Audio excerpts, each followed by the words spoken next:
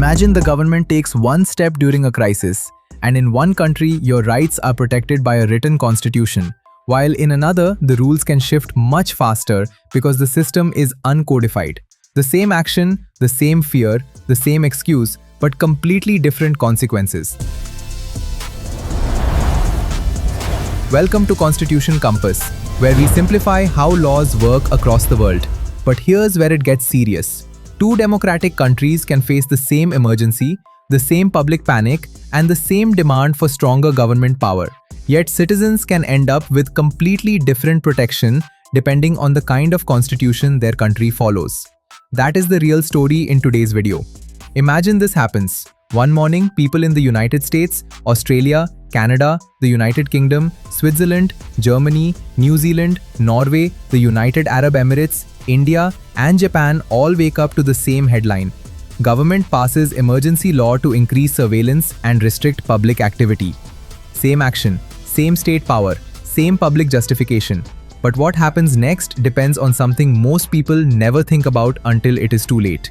Is the country run by a written constitution, an unwritten or uncodified one, or a system where power is written down but still heavily centered in authority?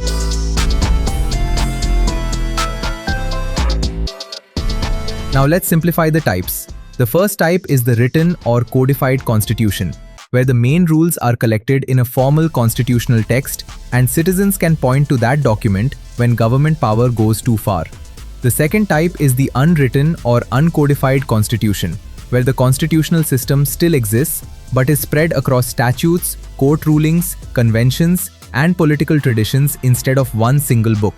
The third type is the written but centralized model, where there is a formal constitution, but the real balance of power depends more heavily on institutions and the strength of state authority.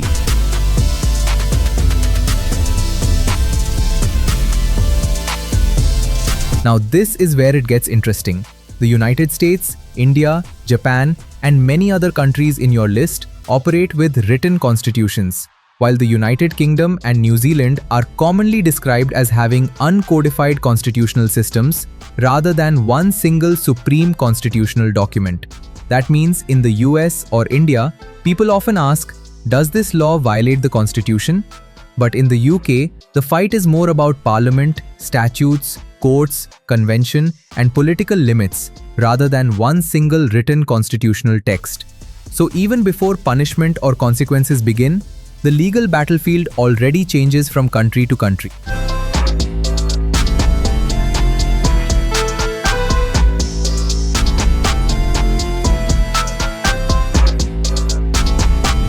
Take the emotional side of this. If you are an ordinary citizen in a written constitutional system, you may feel there is at least one clear place to look when the state pushes too hard. In an uncodified system, the protection may still exist, but it can feel harder for common people to see, understand, and use because the rules are spread across different sources. This is why the same government action can feel like a legal challenge in one country and like political uncertainty in another.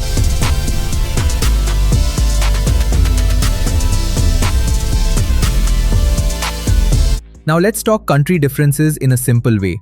The United States is usually seen as a strong written constitutional model, where the constitution stands above ordinary law and courts play a major role in protecting constitutional limits. India also has a written constitution, and it is known for being long, detailed, and structured around rights, institutions, and government powers. Canada and Australia also operate with written constitutions, but their systems show that even written constitutions can differ in how clearly rights are expressed and how power is divided. Germany, Switzerland, Japan, and Norway also work through formal constitutional texts, which means the structure of the state is documented rather than mainly based on convention. The United Kingdom and New Zealand, on the other hand, are usually used as classic examples of uncodified constitutional systems. The UAE has a written federal constitution too, but it represents a more authority-centered model of constitutional rule.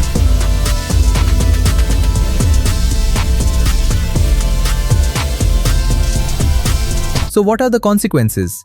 In a written constitutional system, the first consequence is clarity. Citizens, courts, and lawyers can more directly challenge state action against a constitutional text. In an uncodified system, the first consequence is flexibility, because rules can evolve more quickly through ordinary political and legal processes. That flexibility can be useful in fast-changing times, but it can also make power easier to stretch, because the boundaries may look less fixed to ordinary people. This can affect your speech, your privacy, your ability to protest, and even your trust that the government cannot suddenly rewrite the rules of your daily life.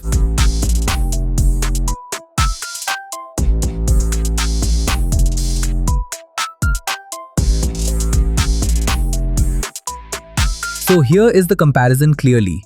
If we are judging by citizen protection against sudden power grabs, written constitutional countries usually feel stricter on government because the rules are clearer and constitutional supremacy is easier to argue.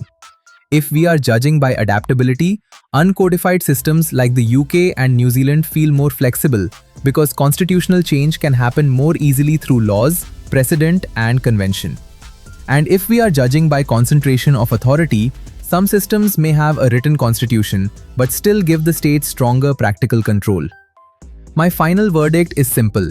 If your main concern is protecting ordinary people from fast government overreach, the written constitutional model is better because a clear constitutional shield is stronger than scattered constitutional protection.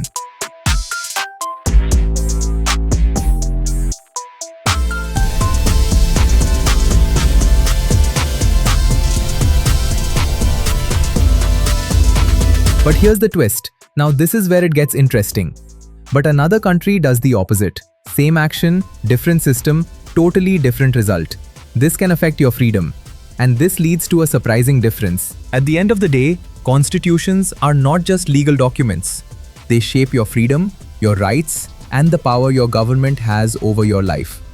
Thanks to all of you for watching this video. I truly appreciate your time, your support, and your interest in learning how laws work around the world. Thank you for being part of this journey with us.